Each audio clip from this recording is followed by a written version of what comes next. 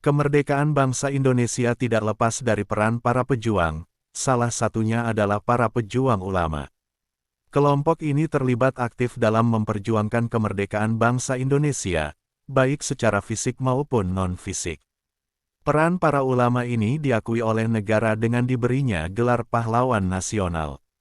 Dalam data Direktorat Kepahlawanan, Keperintisan, Kesetiakawanan, dan Restorasi Sosial atau K2KRS, Kementerian Sosial, setidaknya ada banyak ulama yang bergelar pahlawan nasional. Para ulama yang bergelar pahlawan nasional telah meninggalkan jejak bersejarah dengan peran dan kontribusi mereka dalam memperjuangkan kemerdekaan dan memajukan umat serta bangsa. Mereka berjuang dengan berbagai bentuk gerakan. Ada yang bergerak melalui jalur peperangan, pendidikan, hingga diplomasi. Di kesempatan kali ini kita akan membahas siapa saja ulama dan para kiai yang membantu di dalam kemerdekaan Republik Indonesia. Bagaimana peran mereka di dalam memperjuangkan kemerdekaan? Ulama siapa saja yang membantu dan ikut di dalam memerdekakan Indonesia? Namun sebelum itu biar tambah bersemangat, dukung dan support channel kami dengan cara like, komen dan subscribe serta tekan ikon loncengnya agar tidak ketinggalan video-video dan kisah hikmah serta menginspirasi lainnya. Baiklah kalau begitu mari kita mulai kisahnya. Bismillah. Dalam pidatonya, Insinyur Soekarno atau Bung Karno pernah melontarkan kata, jas merah, yang memiliki arti untuk mengingatkan masyarakat agar jangan sekali-kali melupakan sejarah Indonesia, karena di dalamnya terdapat banyak jerih payah perjuangan para pahlawan. Dari banyaknya pahlawan yang membantu membela dalam memerdekakan Indonesia, ternyata ada sosok tokoh ulama yang ikut berjuang di dalamnya. Sayangnya, peran besar tokoh ulama ini tidak banyak yang tahu, sehingga nama mereka begitu asing di telinga kaum muda zaman sekarang. Salah satu penyebab generasi muda Islam hari ini tidak mengenal sosok pahlawannya adalah karena penulisan dan pengajaran sejarah bertolak dari dasar pemikiran deislamisasi. Peran ulama dan santri dalam membela bangsa dan negara dipinggirkan dan ditiadakan. Padahal peran ulama, santri, dan tokoh-tokoh Islam dalam perjuangan menegakkan kedaulatan bangsa dan negara sangat besar. Bahkan, mereka rela mengorbankan harta, tenaga, dan jiwa raganya dalam memperjuangkan dan mempertahankan kemerdekaan. Ketika seseorang tidak mengenal sejarah para generasi dan leluhurnya, maka dia tidak akan tergugah oleh duka nestapa, tragedi-tragedi, perjuangan, pengorbanan, kegemilangan, dan kemenangan mereka. Dia juga tidak akan mendapatkan inspirasi, harapan, dan cita-cita mereka. Ketidakpahaman seseorang terhadap sejarah, maka dia tidak akan mampu merajuk masa depan. Sejarah sangat jelas memiliki peran penting dalam kehidupan seseorang. Pandangan seseorang akan jauh menatap ke depan apabila dia mengenal sejarahnya. Jika dia mengetahui cita-cita para pejuang Islam dalam kemerdekaan, maka dia akan memiliki semangat dalam berdakwah dan kerinduan dalam berjihad. Ulama menjadi salah satu bagian yang tidak bisa dipisahkan dalam usaha perjuangan bangsa Indonesia untuk merebut kemerdekaan dari para penjajah. Sehingga di antara mereka ada yang gugur sebagai syuhada, seperti Pangeran Diponegoro, Tuanku Imam Bonjol, Teuku Umar, dan yang lainnya. Mereka mengobarkan semangat jihad dalam mengusir dan membuat hengkang para penjajah dari bumi pertiwi ini. Mereka membentuk laskar-laskar rakyat untuk mendapatkan pelatihan militer dan memanggul senjata, seperti Hizbullah, Sabilillah, Mujahidin, dan lain-lain. Hampir semua pertempuran melawan penjajah dipengaruhi oleh fatwa jihad, termasuk pertempuran tanggal 10 November tahun 1945 di Surabaya, yang dikenang sebagai Hari Pahlawan. Kiprah ulama dalam memperjuangkan dan mempertahankan kemerdekaan Indonesia begitu panjang. Nama mereka telah tercatat dengan tinta emas sebagai syuhada atau pahlawan. Kemerdekaan Indonesia tahun ini yang telah sampai di usia 79 tahun adalah warisan para ulama yang mesti harus dijaga dengan baik. Namun sayangnya banyak peran ulama yang tidak terekspos keluar, sehingga tidak banyak orang yang mengetahui perjuangan para ulama dalam menyongsong kemerdekaan Indonesia. Berikut ini adalah 7 dari sekian banyak ulama yang mendapatkan gelar pahlawan nasional. Yang pertama, Kiai Haji Hasyim Asy'ari. Kiai Haji Hasyim Asy'ari adalah seorang ulama dan tokoh agama ternama, lahir di Desa Gedang, Kecamatan Diwe, Jombang, Jawa Timur pada tanggal 10 April tahun 1875. Beliau dikenal sebagai pendiri organisasi Islam terbesar di Indonesia, yaitu Nahdlatul Ulama. Namun, peran dan pengaruhnya tidak hanya terbatas pada itu saja. Pondok Pesantren Tebu Ireng, yang dipimpin oleh Kiai Haji Hasyim Asy'ari, menjadi salah satu pondok pesantren terbesar dan terpenting di Jawa pada abad ke-20. Pondok Pesantren Tebu Ireng menjadi tempat bagi banyak santri untuk mendalami agama dan memperoleh ilmu pengetahuan. Selain berperan sebagai ulama dan pemimpin pondok pesantren, Kiai Haji Hasyim Asy'ari juga aktif dalam perjuangan merebut dan mempertahankan kemerdekaan Indonesia. Ia adalah tokoh yang menggagas pendirian Tentara Sukarela Muslimin di Jawa yang dikenal dengan sebutan Hizbullah. Hizbullah menjadi salah satu tentara rakyat yang berkontribusi besar dalam perjuangan mempertahankan kemerdekaan Indonesia dari penjajahan. Kiai Haji Hasyim Asy'ari wafat pada tanggal 7 September tahun 1947 dan ditetapkan sebagai pahlawan nasional pada tanggal 17 November tahun 1964. Yang kedua, Kiai Haji Ahmad Dahlan. Kiai Haji Ahmad Dahlan merupakan pendiri organisasi Muhammadiyah yang lahir di Yogyakarta pada tanggal 1 Agustus tahun 1868. Sebelum mendirikan Muhammadiyah, Kiai Haji Ahmad Dahlan telah aktif dalam beberapa organisasi, termasuk Budi Utomo dan Sarekat Islam. Kesadaran akan pentingnya pendidikan dan kepedulian terhadap masalah sosial telah mendorong Kiai Haji Ahmad Dahlan untuk mendirikan Muhammadiyah sebagai wadah untuk melaksanakan misi tersebut. Dari Muhammadiyah juga lahir beberapa organisasi, seperti Aisyah yang berfokus pada perempuan, dan Hizbul Wathan. Pada tanggal 23 Februari tahun 1923, Kiai Haji Ahmad Dahlan meninggal dunia di Yogyakarta. Ia dimakamkan di Brontokusuman, Mergangsan, Yogyakarta. Penghargaan tertinggi sebagai pahlawan nasional diberikan kepada beliau pada tanggal 27 Desember tahun 1961 sebagai pengakuan atas jasa-jasanya dalam memajukan pendidikan dan sosial di Indonesia. Yang ketiga ada Kiai Haji Zainal Mustafa.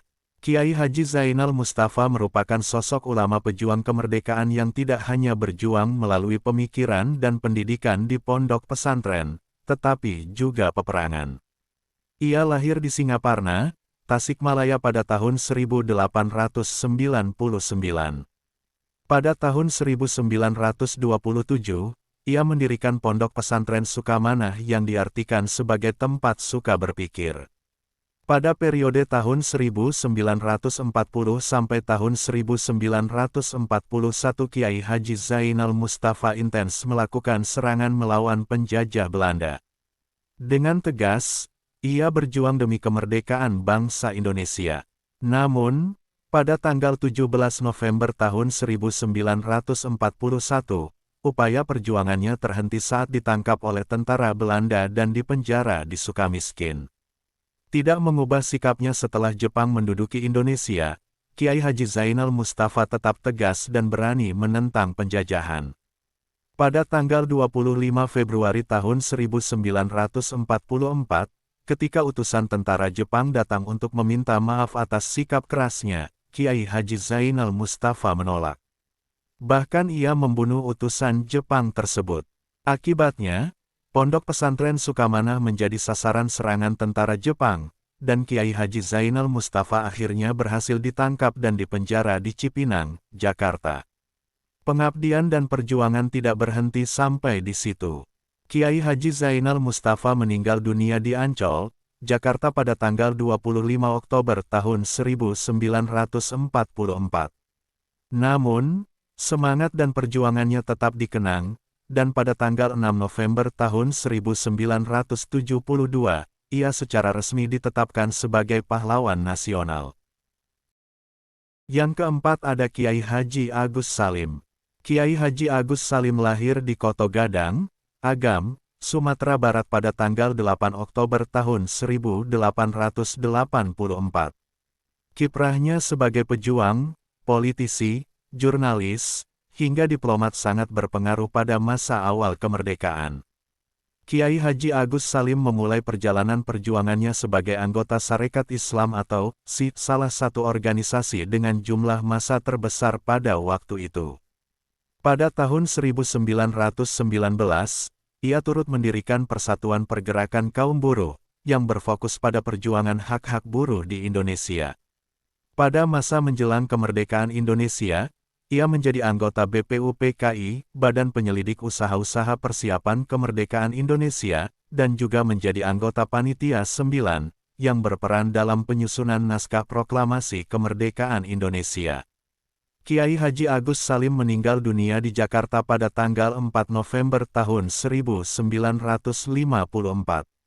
Pengabdiannya kepada bangsa dan negara diakui oleh pemerintah, dan pada tanggal 27 Desember tahun 1961, ia secara resmi ditetapkan sebagai pahlawan nasional. Yang kelima Kiai Haji Mas Mansur. Kiai Haji Mas Mansur adalah sosok penting dalam sejarah Indonesia, lahir di Surabaya pada tanggal 25 Juni tahun 1896. Ia dikenal sebagai tokoh pembaharu Islam di Indonesia dan merupakan salah satu dari 4 serangkai bersama Soekarno, Hatta, dan Ki Hajar Dewantara. Ayahnya, Kiai Mas Ahmad, berasal dari pesantren Sidoresno, Surabaya, yang menjadi lingkungan awal pembentukan karakternya. Sejak masa remaja, Mas Mansur menimba ilmu di Al-Azhar, Mesir, lalu ke Mekah, dan kembali ke tanah air pada 1915. Tiba di Indonesia, ia aktif bergerak dalam berbagai organisasi pergerakan. Salah satu peran pentingnya adalah ketika memimpin organisasi Muhammadiyah pada periode tahun 1937 sampai tahun 1943. Mas Mansur meninggal di Surabaya pada tanggal 25 April tahun 1946. Meninggalkan warisan besar bagi bangsa Indonesia. Pengabdiannya diakui oleh negara, dan pada tanggal 26 Juni tahun 1964, ia secara resmi ditetapkan sebagai pahlawan nasional. Yang keenam ada Kiai Haji Wahid Hasyim. Kiai Haji Wahid Hasyim lahir di Tebu Ireng, Jombang pada tanggal 1 Juni tahun 1914. Ia merupakan putra dari tokoh agama terkemuka, Kiai Haji Hasyim Asy'ari, pendiri Nahdlatul Ulama, NU. Selain itu, Kiai Haji Wahid Hasyim juga dikenal sebagai ayah dari Abdurrahman Wahid, atau yang lebih dikenal dengan sebutan Gus Dur, Presiden keempat Republik Indonesia. Peran Kiai Haji Wahid Hasyim cukup penting dalam proses kemerdekaan Indonesia. Ia menjadi salah satu tokoh yang menandatangani Piagam Jakarta pada tanggal 22 Juni tahun 1945. Piagam ini menjadi cikal bakal Undang-Undang Dasar 1945, yang merupakan landasan konstitusi negara Indonesia. Setelah kemerdekaan, ia menjadi Menteri Agama pertama di Indonesia dan menjabat di sejumlah kabinet antara tahun 1946 hingga 1952. Pada tanggal 19 April tahun 1953, Kiai Haji Wahid Hasyim meninggal dunia di Cimahi, Jawa Barat. Pada tanggal 24 Agustus tahun 1964, ia secara resmi ditetapkan sebagai pahlawan nasional. Dan yang ketujuh ada Kiai Haji Zainul Arifin. Kiai Haji Zainul Arifin merupakan ulama pejuang kemerdekaan yang lahir di Barus, Tapanuli Tengah, Sumatera Utara pada tanggal 2 September tahun 1909. Ia dikenal sebagai tokoh politik dari Nahdlatul Ulama dan pernah menjabat sebagai Ketua DPR GR pada masa demokrasi terpimpin. Dalam catatan sejarah, Kiai Haji Zainul Arifin terlibat secara aktif dalam pergerakan nasional Indonesia, khususnya dalam bidang politik. Pada masa pendudukan Jepang, Kiai Haji Zainul Arifin berperan sebagai Kepala Bagian Umum dari Majelis Syuro Muslimin Indonesia, Masyumi.